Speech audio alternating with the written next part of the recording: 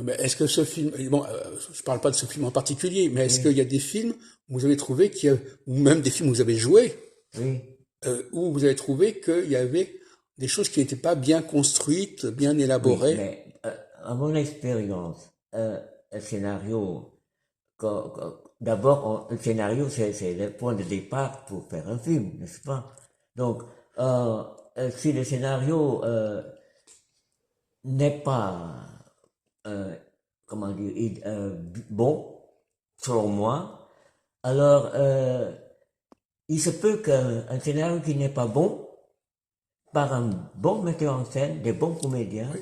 ça peut sauver en quelque sorte un Et, mauvais. et inversement, un Et bon scénario peut inversement, être abîmé par le oui, fait qu'il est mal. inversement, un bon scénario, si c'est dans les mains des gens qui sont incapables, alors c'est un scénario perdu.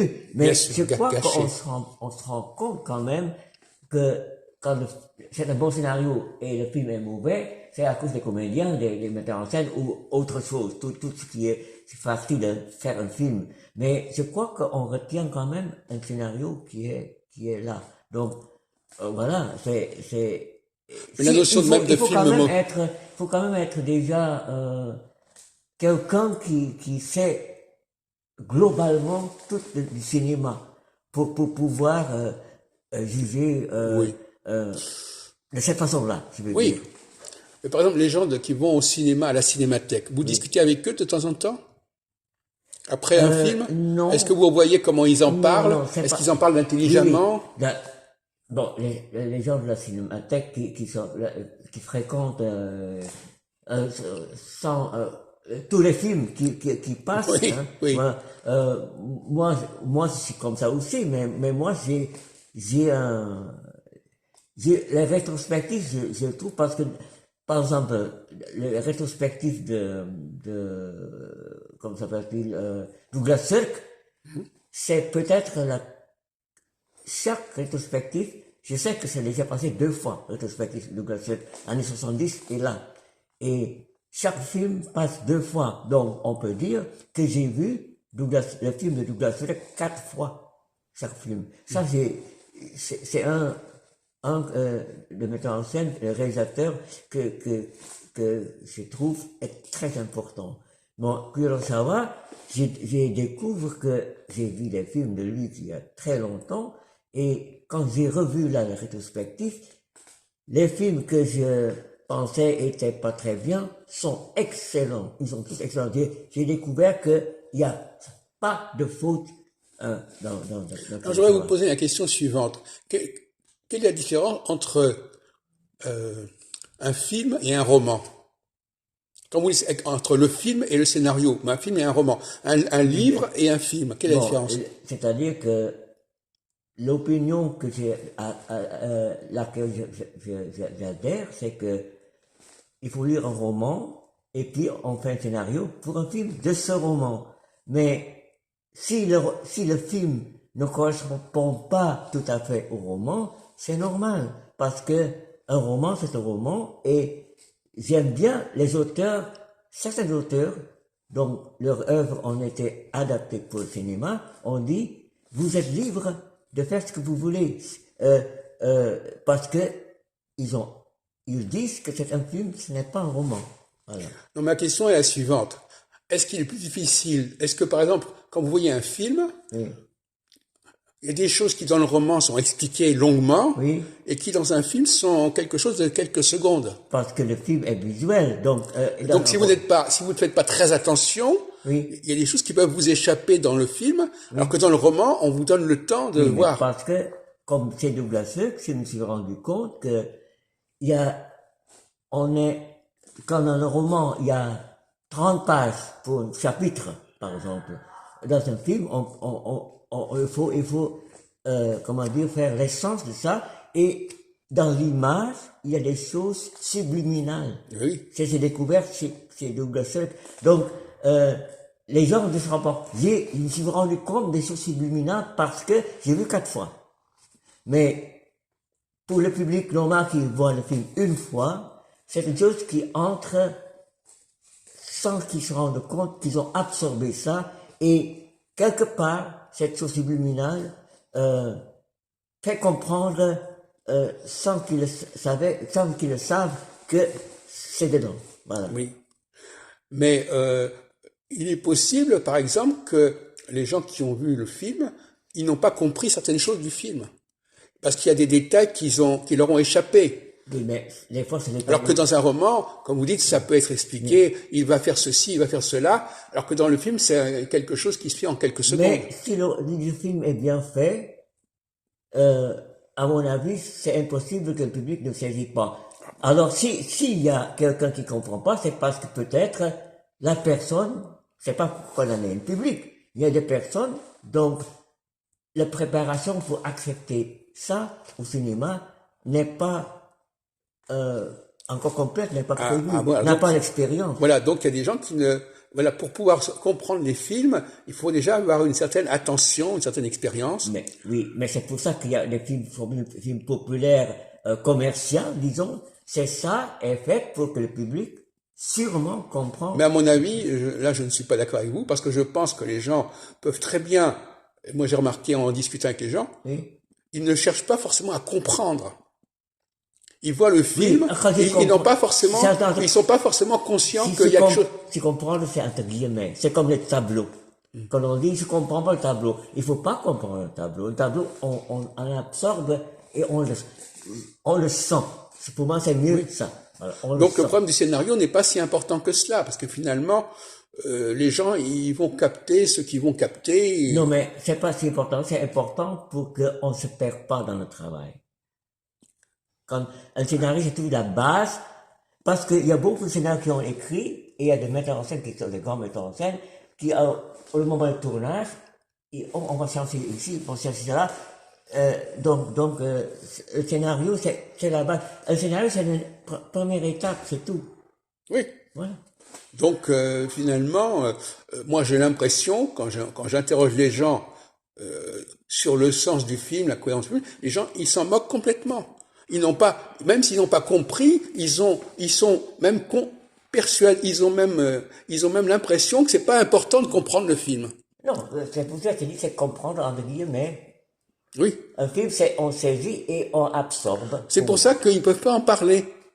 Ils peuvent pas en parler. Ils disent, est-ce que tu as aimé le film? Oui, mais ça va pas beaucoup plus loin. Ce que je trouve vraiment, c'est que beaucoup de spectateurs de cinémathèque qui fréquentent tout le temps, ils disent, c'est moyen, c'est sublime, voilà. C'est mauvais. Voilà. Alors, c'est pas comme ça qu'on juge un film.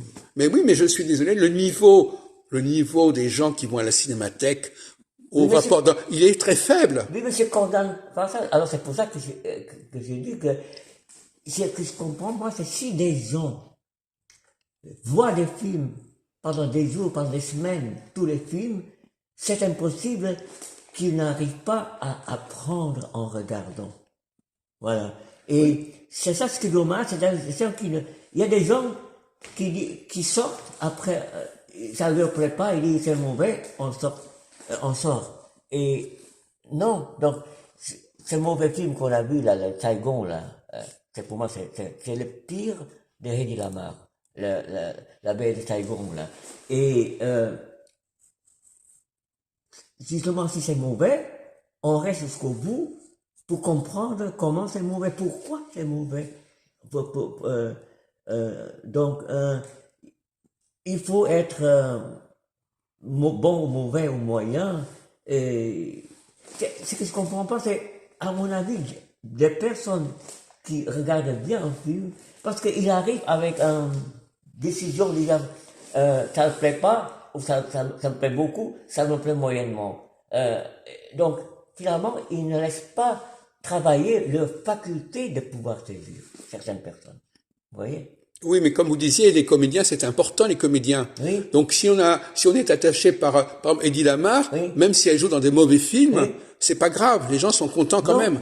Mais en même temps, j'ai toujours, les gens disent toujours, Hedy Lamarr, c'est la beauté, mais elle est, comme comédienne, elle n'est pas grand chose. Mais justement, Hedy Lamarr, je découvre qu'elle est quand même mieux de ce qu'on dit d'elle, généralement. D'accord. Et, elle peut sauver un film. Il y a des films, j'ai vu pratiquement tous les Hedy Lamarr, et Et j'ai dit, il y a des surprises où elle est excellente. Il y a les moments où elle est décoration, quoi. Voilà. Voilà. Donc, Ben, sur le film, par exemple, tout Pepe ça. El Moco, le film Casablanca, Oui. elle ne joue pas un rôle très intéressant, Attends, finalement. mais Casablanca, elle n'est pas dedans. C'est Ingrid Bergman. Non, mais non, mais le film sur le même sujet, Pepe El Moco, Ah, oui, dans Pépé les ça Mocos, s'appelle aussi comme ça, je oui, signale. ce qui me fait, oui, elle est là plutôt oui, mais elle est une décoration nécessaire, disons, parce que c'est pour envoûter le Pépé les C'est Mocos. la, c'est la Mais femme fatale. Oui. ce qui m'a fait sourire, c'est que c'est le dernier qu'ils ont programmé d'Eddie Lamar quand elle part en bateau. C'est tout ça. La programmation, là, j'ai dit, bien, ils ont peut-être regardé le film, et ce sera bien de garder ce film pour la fin. Car vous avez remarqué qu'ils organisent très peu de discussions à la Cinémathèque. Oui. Ils ont des discussions simplement entre une ou deux personnes, mais le public, on lui demande pas vraiment Oui, d'intervenir. voilà. Bon. Parce qu'ils n'ont pas grand-chose à dire. Ils sont simplement capables de dire comme vous, ah ben il y a eu un autre film Oui, de tel comédien. mais- Ils font l'histoire du cinéma, mais c'est tout. Mais des fois, les gens qu'on invite pour expliquer le film, ils n'expliquent pas bien non plus. Non plus. Voilà. Voilà. Il faut donc, ça c'est une chose très difficile, tout ça, il y a beaucoup d'éléments qui entrent dedans. Donc, tout est relatif finalement. Tout est relatif finalement. Bien que il y a des règles, il y a comment dire, des niveaux, tout ça, mais finalement, comme vous dites, le public, on ne demande pas vraiment de participer à une discussion, mais parce que aussi, je suis souvent très déçu par les gens qui expliquent. Moi aussi. Oui. Voilà. Je vais vous poser la question. Quelle est, à votre avis, la différence entre le cinéma et le théâtre? Ben, le cinéma, pour moi, c'est que le comédien de théâtre, c'est direct. Chaque soir, il faut créer un rapport différent chaque fois qu'on joue au théâtre. Mais je parle du point de vue du public, pas du point de vue de l'acteur. Mais le public, parce qu'il y a un public vivant avec un comédien vivant. Donc, la relation, c'est que chaque soir, la relation est de deux côtés différents. Oui. Au cinéma, l'image est toujours pareille. Non, mais ma question n'était pas celle-là. C'est toujours pareil, mais le public est différent. Donc, il y a une différence qu'un côté beaucoup plus de différence dans le public, tandis que le cinéma, dans son l'unique chose qui est captée là, c'est un objet qui... Oui. Voilà. Mais ma question n'est pas celle-là. Ma question, c'est, est-ce qu'on voit, par exemple, au théâtre, on voit les gens de loin. Au cinéma, on les voit de près. Parce que la caméra permet de voir la personne de près. Donc le visage, par exemple, de Eddie Lamar, au théâtre, on la voit pas, la voit pas bien. C'est pour ça qu'au théâtre, il faut, comme on dit, entre guillemets, exagérer. Parce que ça doit aller de premier rang jusqu'au dernier rang, un grand petit théâtre. Mais au cinéma, c'est ça, pour moi, j'ai appris, en commençant à faire le théâtre et le cinéma, qu'il y a une grande différence pour le comédien jouer au théâtre ou jouer au cinéma. Il y a des comédiens qui sont capables de faire les deux, très bien. Il y a des gens, je crois que Gérard Philippe, par exemple, il est plus intéressant au théâtre. Ah, d'accord. Voilà. C'est jamais parce que il était mort quand c'est arrivé, mais parce que j'ai rencontré des comédiens qui ont joué avec lui. Oui. Donc, ils ont dit que avec lui, le théâtre, c'est comme envoûtant. Oui. Tandis que au cinéma, je trouve Gérard Philippe très intéressant, mais il n'est pas un grand acteur de cinéma. Oui. Voilà. Donc,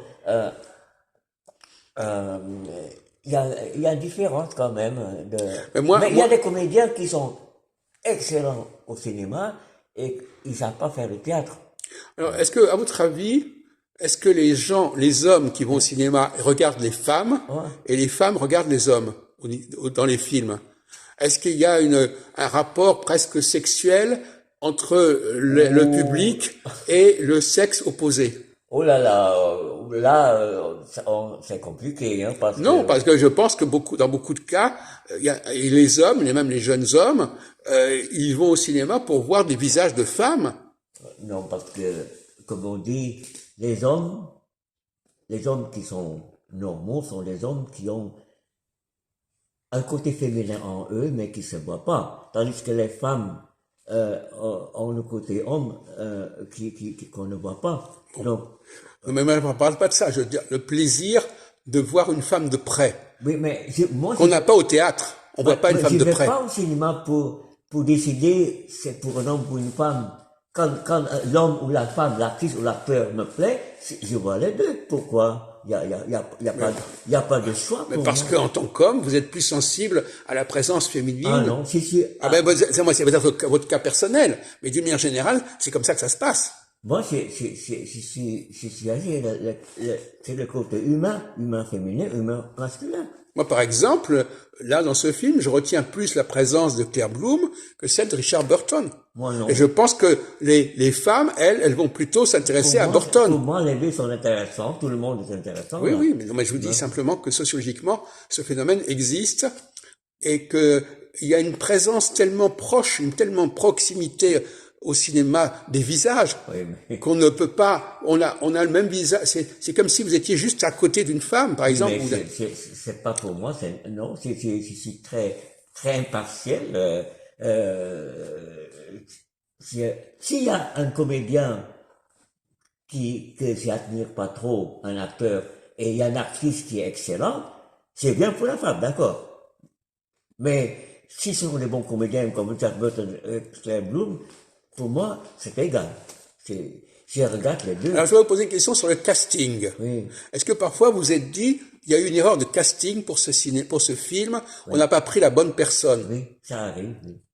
Est-ce que vous avez votre... Ça arrive. Mais des fois, un casting que le metteur en scène ne veut pas s'avère être juste. Oui, parce que parfois c'est pas la première personne qui va jouer, c'est une deuxième choix. Oui, Et en fin de compte, c'était pas mal comme oui, ça. oui. Non, mais le casting, c'est encore autre chose. Ce fameux casting. Des fois, vous savez, quand on fait le casting par copinage, c'est horrible. Ça arrive, hein. C'est-à-dire que, par exemple, un acteur ou une actrice connue qui, je veux que mon partenaire soit lui ou elle. Ça arrive. Oui. Bon, imposer. Ou le metteur en scène impose, ou le producteur impose. Ça, c'est grave. Oui. Ça peut être ami ou un acteur, une jeune actrice qui fait promotion. Oh, mais qu'est-ce que ça veut dire, à votre avis, Jim Lima? Et qu'est-ce que ça veut dire un bon ou un mauvais casting?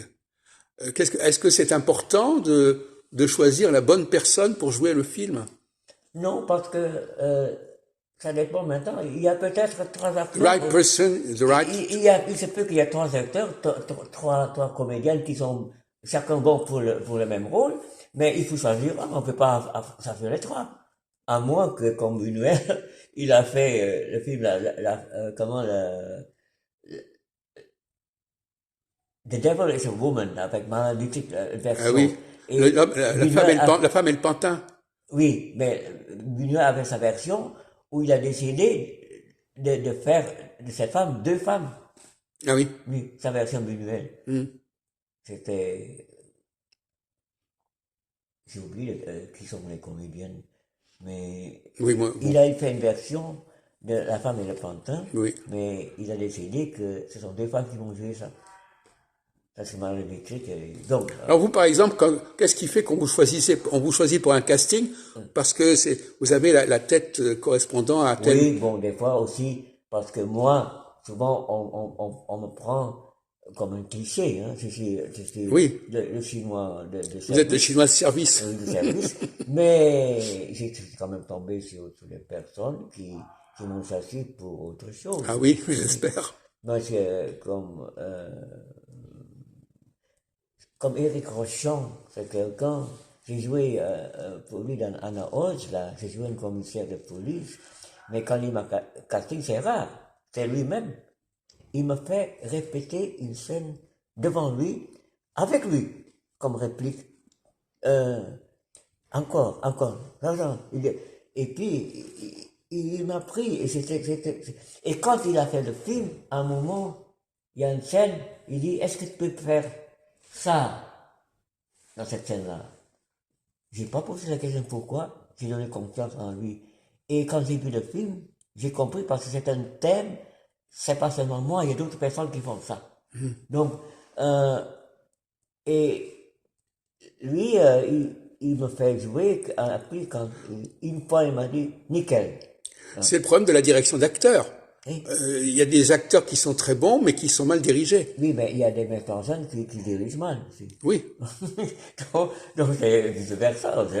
Mais il y a, si c'est des bons acteurs avec de bons metteurs en scène, voilà, c'est parfait. Bon, ben, je vous remercie. On va s'arrêter là.